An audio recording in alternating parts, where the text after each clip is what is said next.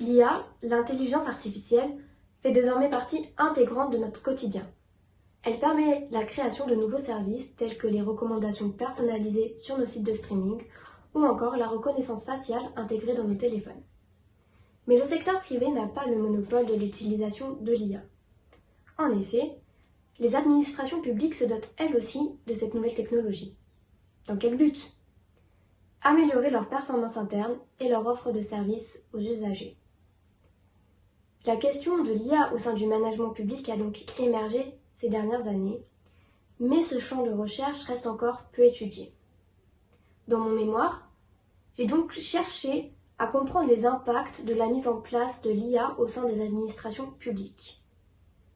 La question qui nous intéresse ici est la suivante. L'IA est-elle créatrice ou destructrice de valeur dans les services publics rendus aux usagers ?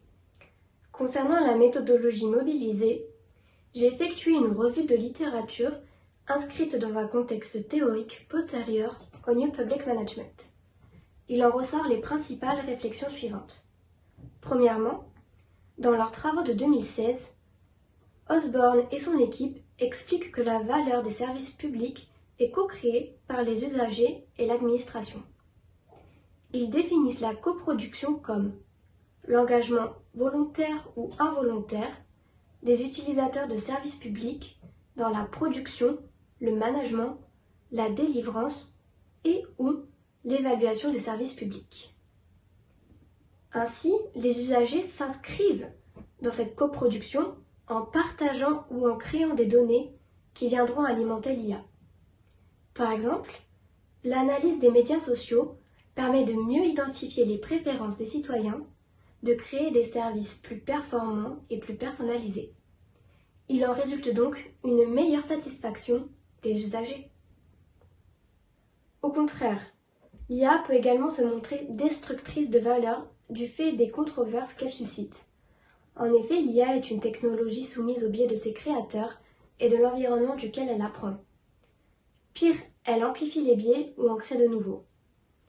Les recommandations d'une IA comportant des biais peuvent donc orienter les usagers vers des services inadaptés à leurs demandes. Ils sont alors comme piégés dans des cages numériques bureaucratiques.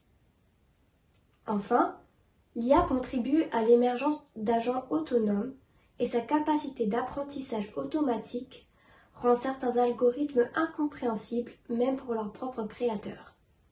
C'est l'effet boîte noire. Cette inscrutabilité entraîne une perte de confiance des usagers dans l'IA et par conséquent une destruction de valeur dans le service rendu. Quelles sont alors les principales conclusions de mon analyse ?